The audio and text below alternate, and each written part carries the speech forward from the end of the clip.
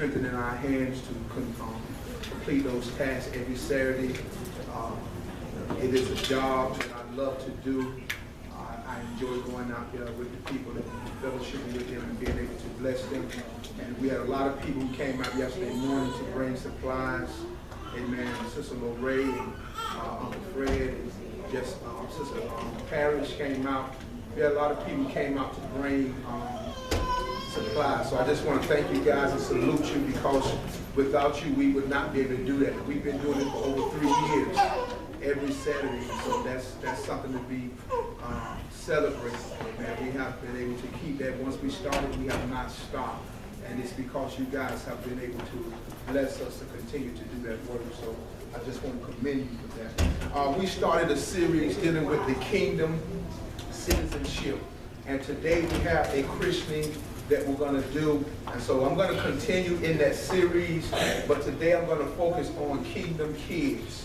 That's the title of my lesson today, Kingdom Kids.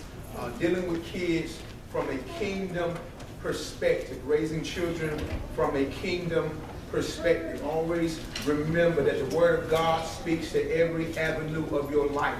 There is no part of your life that the Word of God does not speak to. So when it comes down to raising our children, God has a lot to say about our children. And let me say this to you, to every parent. Your child is not your child. That child belongs to God. That's one of the points that I want to make very clear to you today. Your child is not your child. Your child belongs to God. If you have your Bibles, let's go to the book of Psalms 127. Certain points that I want to make today, and that's one of them. That's probably the most important principle or point from the scripture that we're going to take today. Your child does not belong to you. Your child belongs to God. The Bible teaches us in the book of Jeremiah, the 1st chapter, verse number 5. Don't turn there. You can write it down if you're taking notes and go there later. But God told Jeremiah, he said, Jeremiah, before I formed you in your mother's womb, I knew you. And not only did I know you, but I had appointed you to be a prophet. So what that teaches us about God and children is that God had a plan, he had a name, he had a work and a job for Jeremiah to do before Jeremiah's parents ever got together. Jeremiah did not just happen. He was ordained by God. He was planned by God. He was sent by God to accomplish a work in the earth. And that's what you need to understand about your child or your children, your grandchildren. Your grandchildren, your child is ordained by God. God has a plan and a purpose for that child. God knew that child before that child was conceived. He had a plan and a purpose, an agenda for that child before you and your husband or whoever got together for that child to be born. So don't think that God does not know the child. Even the unsaved parents, God knows those children. Every child born has come out from God. There is no accident. There is no mistake. Life comes from God. You understand what I'm saying? Life comes from God. He is the creator of life. He is the only one who can give life. Life, whenever life is present, human life, whenever human life is present, God is the author of that life. It does not come from man. It comes from God. God said, I had a knowledge of you before you were ever born. Okay, Psalms 127. Let's go down to verse number 3. Verse number 3, you'll find me reading both from the Amplified and the King James. I'm reading from the Amplified. It says, behold, children are a heritage from the Lord, and the fruit of the womb is a reward. As arrows are in the hands of a warrior, so are the children of one's youth. Happy, blessed, and fortunate is the man whose quiver is full of them. They will not be put to shame when they speak with their adversaries in gatherings at the city gates. Now let me read the verse number 5 from the King James. It says, happy is the man that has his quiver full of them, talking about children. They shall not be ashamed, but they shall speak with the enemies in the gate. Your child will speak with your enemies in the gate. In other words, there comes a time in your life, parent, where you have gotten up in age, where your child will begin to speak on your behalf. Your child will begin to defend you, take care of you, make sure that you're okay. That's one of the benefits to having, the Bible talks about your quiver full. He makes reference to the child being like an arrow. He says with an arrow, having your quiver full is a blessing, because you're able to take care, or you're able to be taken care of by your offspring, by your children. They're able to make sure that you are okay when you are not able to take care or fend for yourself. He says your child, the one that you're raising right now, he says there's going to come a time when that child is going to speak for you. That child is going to defend you. That child is going to fight for you. That child is going to meet your enemy at the gate. Now go up to verse number 3. Verse number 3, he says, your child is a heritage from the Lord. A heritage is something that is passed down. A heritage is something that is given from one generation to the next generation. A heritage is something that is given down. So the Bible says that your child is a heritage given down to you from God. Your child is a reward. That's why I said your child is not yours, but God has given you that child so that you might raise that child in a godly manner and produce godly children in the earth. It is the will of God to have a race or a nation of godly people. And the way he's going to accomplish that is by having godly parents raise godly children. And as godly parents raise godly children, they're going to produce a legacy in the earth from generation to generation that will honor God, that will live for God, that will love God, that will demonstrate the love of God to other people. The only way for that to happen is that when we receive that heritage from God, is that we take that heritage and value that heritage and then pour into that heritage everything that God has poured into me. All of the love that God pours into me, I'm going to pour that into my child. All of the wisdom that God pours into me, I'm going to pour that into my child. Any revelation of God that I receive in my life, I'm going to pour that into my child. Whatever God blesses me with, I don't want to take it to my grave. I want to pour that into my child so that my child will be able to live on the blessings that I've received. That's very important. I don't want to receive from God and not give that to my child. Whatever God blesses me with, whatever God puts into my hand, whatever wisdom, whatever knowledge, whatever gift, whatever talent, whatever it is that you're able to do, you need to make it a priority that you give it to your child. I don't care what it is. Anything that you know how to do, make sure you give it to your child. Whatever gifts, whatever talents that you have, you make sure you give it to your child. If you cut hair, you make sure before you leave this world, your child know how to cut hair. If you cut brass, whatever it is, you make sure that your child know how to do that before you leave this world. Not only that, but whatever faith you have, this is very important. Whatever faith you have, you make sure you give that to your child. Your child should be able to get a faith boost from you. Amen. Your child should be able to get a faith boost. Your child should learn about God through you, not through me. It is not my job to teach your child about God. Amen. It is not my job to reveal God to your child. It is your job to teach your child about God. Matter of fact, let's go to Deuteronomy. Got your Bibles? Let's go to Deuteronomy, the 6th chapter. We're going to run a few scriptures and then we're going to have our ceremony.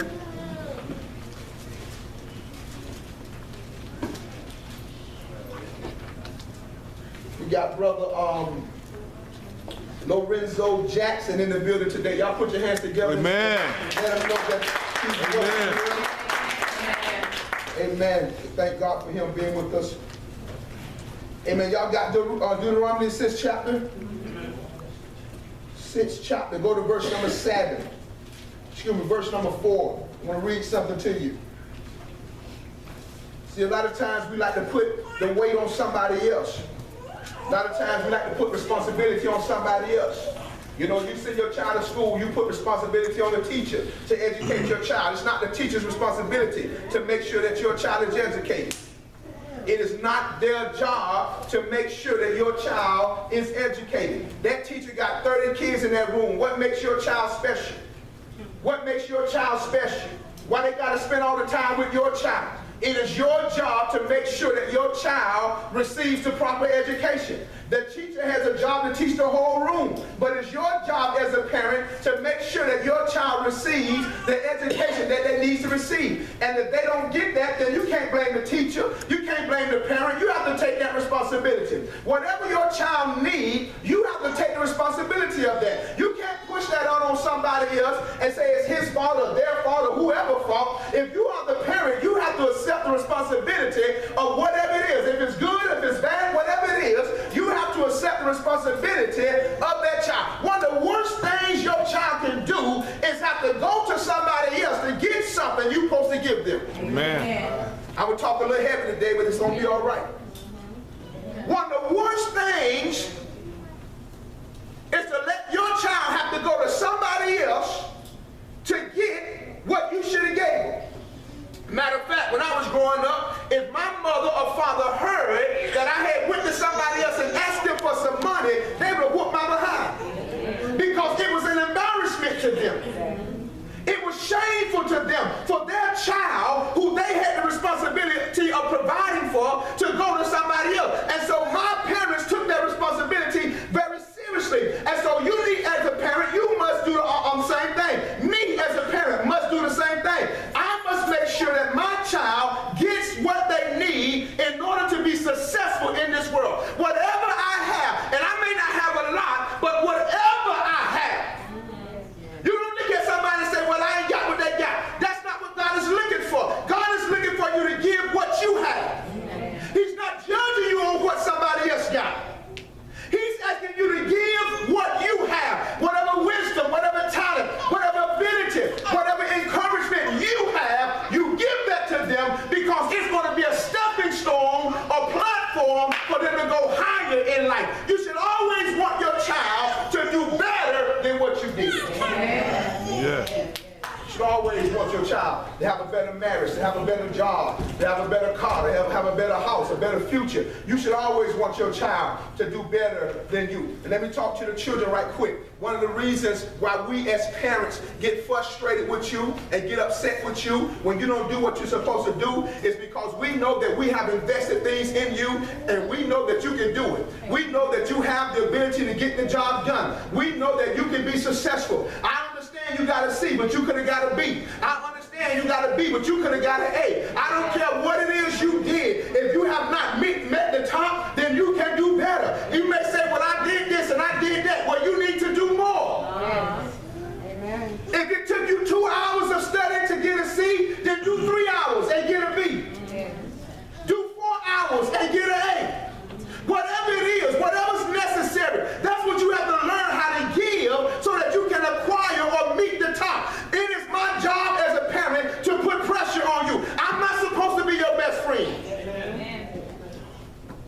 I'm not supposed to be your best friend. I am supposed to put pressure on you. I am supposed to put requirements on you. I am supposed to put pressure and weight on you and push you to be the best. Not based on what somebody else is able to do, but based on what you are able. I don't care if you're doing better than so-and-so. It's not your best. Yes.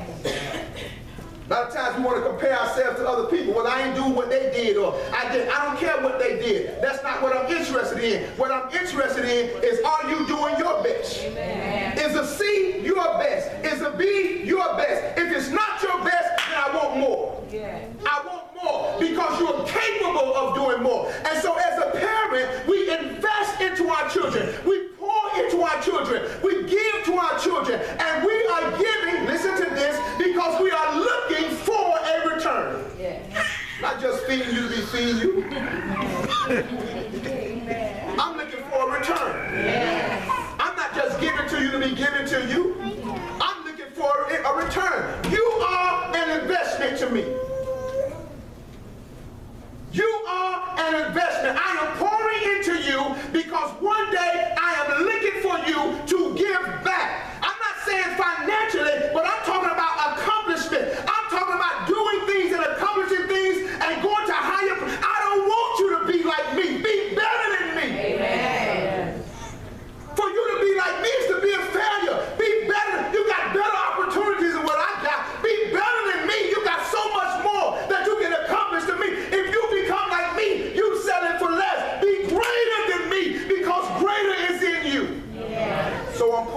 into you, and I'm looking for a return on my investment. I'm looking for a return. That's why parents get so excited when you graduate. They see you walk across the stage, because that parent know how much they had to put into you to get you to that point. They know how much they had to go with, and how much sacrifice, how many tears I had to cry, how many times I had to hit you across the head, how many times I had to make sure you got this done and make sure you got. So when I see you finally make that accomplishment, it's a joy. It's a pleasure to me, because man, I know what it took to get you there. In my house, I got 2 plaques from one for my oldest daughter and my middle daughter, and I got 1 more spot to fill. I got 1 more spot to fill, and in about 4 years, I'm gonna fill that spot. When I graduate my last child, but all 3 of my kids, it is my dream to drop them off to college. I did it twice. I got 1 more time to do it, to drop them off to college. Now, once you get there, it's up to you, but it is my job to get you there and to make sure that you have what you need. That is my dream. That is my desire, and I'm pouring into you. I'm not gonna be your friend all the time. I'm not gonna make you happy all the time, but I got a goal. I got an agenda. I got somewhere I'm trying to get you to, and if I gotta step on your feet to get you there, then so be it. Amen. I can whoop your behind and get you there, then so be it. Amen. The Bible says, spare the rod, spoil the child. The Bible says, spare the rod, spoil the child. There comes a time you got to pull the rod out. Sometimes there comes a time you got to stop talking. You got to stop saying the same thing over and over. And you got to pull the rod out. The Bible says in the book of Proverbs, the Bible says if you beat your child with a rod, you won't kill him. Now let me be very clear. It says if you beat him with a rod, he won't kill him. Matter of fact, let me show it to you. Let me show it to you. We're going to come back to Deuteronomy. Y'all go to Proverbs 23 and 13. Proverbs 23 and 13, y'all. We are working on getting a children's church established so that while I'm speaking, we'll be able to have the kids in the back so that my parents can focus on what I'm saying. Y'all got Proverbs 23? Proverbs 23, verse number 13. You got that deep? Go ahead and read it, please. Buy the truth and sell it not. Also wisdom and instruction and understanding. The father of the righteous shall greatly rejoice, and he that begetteth a wise child shall have joy. Our father, Verse number 13, Proverbs 23 and 13. withhold not correction from the child, for if thou beatest him with the rod, he shall not die. That's what the Bible says. That's what God says. Now, let me qualify this, because some of y'all might be a little loose up here. There's a difference between discipline and abuse. Amen. The Bible is not telling you to abuse your child. The Bible is saying discipline your child. Now, if you out there trying to hurt the child, let me tell you the difference between discipline and abuse. When I discipline a child, there is a purpose in me hitting that child. The purpose of me hitting that child is to correct their behavior. I'm not trying to hurt the child. I'm not trying to damage the child. I am not trying to get out all of my frustration on the child. I'm not trying to get all of what my mama did to me and my daddy did to me out on the child. That's called abuse. That's called abuse. That's not what God is talking about. He's talking about whooping the child with the mindset of correcting a behavior that is out of line. He says, spare not the rod. There is a way to whoop a child. That's why he got that butt back there. That's why he got that cushion back there, so that you can hit that butt and he will get an understanding that certain things that he's doing, he is not supposed to be doing. And that's the purpose of discipline. I'm not talking about abuse. I'm talking about discipline. There is a difference. Now, if you are angry and out of control, that is not the time to whoop somebody. Amen. If you are upset and in your feelings, that is not the time to whoop somebody, because you are not going to discipline them. You are going to abuse them.